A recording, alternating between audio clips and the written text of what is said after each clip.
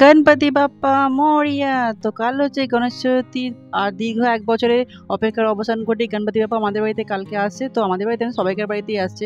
তো যাই হোক, গণপতিকে স্বাগত জানাবার জন্য আমি প্রতি বছরই নাড়ু বা বেসনের লাড্ডু বানিয়ে থাকি। তো সকালবেলা সমস্ত কাজ-টাজ রান্না-টান্না করে সমস্ত কাজ সেরে নাড়ুটা আর লাড্ডুটা আমি বানিয়ে রেখেছি। এবার দুপুরবেলা খাওয়া-দাওয়ার পরে না একটা বিশেষ কাজ করতে বসে পড়েছি। এই যে চৌকিটা যেখানে গণপতি বাপ্পাকে বসানো হয়, তো সেইটাই ভাবছি না একটু আলপনা দিয়ে রেখে দেবো। তো পার্মানেন্ট একবারে সেই আমাদের দোকানে রং ছিল, তো সেই রংগুলোই চেরি ব্যাপার নিয়ে এসেছে। ওই রং দিয়ে একবার পার্মানেন্ট আলপনা দিয়ে রেখে দেবো। প্রতি বছর আলপনা দিতে হবে না, জাস্ট খালি একবার করে পুজোর সময় আলপনাটা বুলিয়ে দিলেই হয়ে যাবে। তো যাই হোক, আমরা খাওয়া দাওয়ার পরে একবার কাজটা করতে এসে চেরিকে ঘুম পাড়িয়ে এসে চেরি খেয়ে দিয়ে ঘুমোচ্ছে। আর মা এসে মাকে বলছে তুমি চেরিকে দেখো।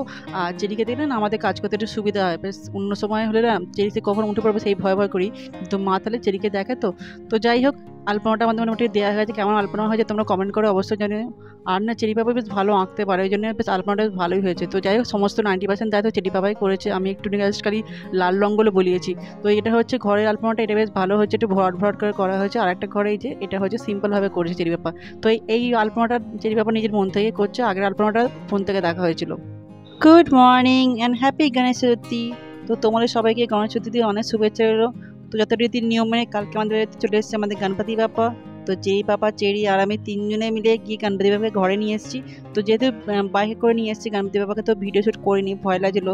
তো কোনো রকম ভিডিও শ্যুট করা হয়নি। আগের বছর তো রিয়া আমি চারজনে মিলে গিয়ে নিয়ে আসা হয়েছিল, তো ভিডিও শ্যুট করেছিলাম। তো যাই হোক, গণপতি বাবা এসে গেছে কালকে আমাদের বাড়িতে। তো আজ পুজো করতে বসে পড়েছি। তো সকালে উঠে সমস্ত কিছু জোগাড়, রান্না, ঠাকুরের ভোগ টোগ রান্না সমস্ত কিছু কাজ হয়ে গেছে। তো 11:30 থেকে পুজো করতে বসবো ভেবেছিলাম, কিন্তু চেরি বাবাকে বলেছিলাম যে একটু 11:30-র মধ্যে তুমি চলে এসো। কিন্তু চেরি বাবা না দোকানে কোনো কাজে আটকে গেছে, তো এখনো আসতে পারেনি।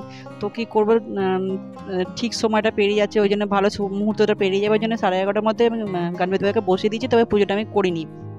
চেরি পাপা আসলেই একসঙ্গে মিলে সবাই মিলে পুজো করবো, আরতি করবো। চেরি পাপা তো আরতি করবে, আমরাই আরতি করবো।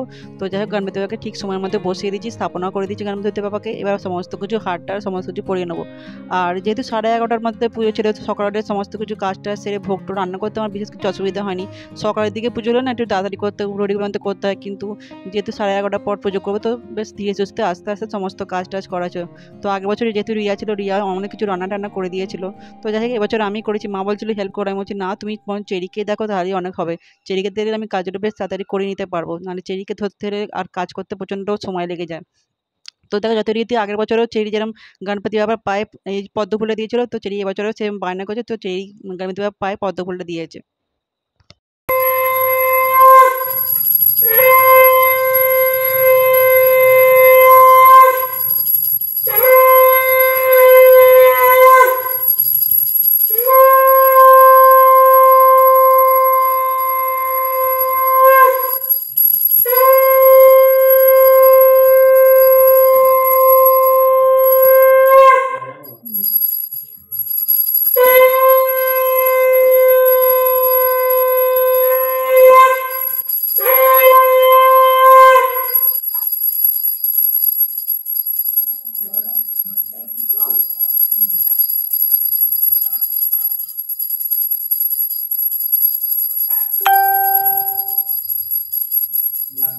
তো এই বছর গণপতি বাপ্পা আমাদের বাড়িতে 3 দিন থাকবে, 3 দিন পরে আমরা নিমজ্জন দিয়ে দেবো। তো গণপতি বাপ্পা বাড়ি চলে যাবে। তো চেরি খুব কাঁদে, জানো, প্রতি বছর চেরি এরমই করে।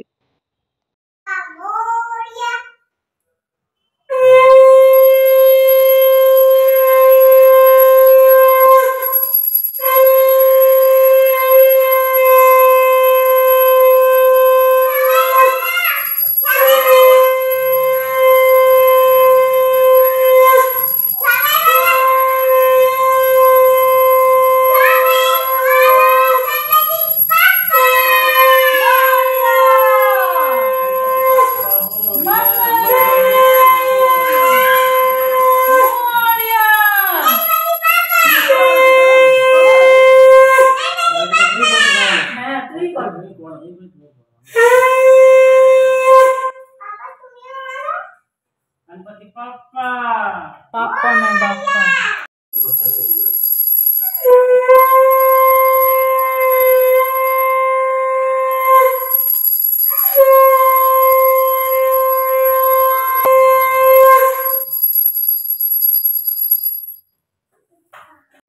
2 দিন 4 দিন 6 দিন 10 দিন যতদিনই থাকো যেন মনে হয় খুবই কম সময়ের মধ্যে আছে গণপতি বাবা, কিন্তু কিছু করার নেই, যে কদিনই থাকুক খুব কমই মনে হয়।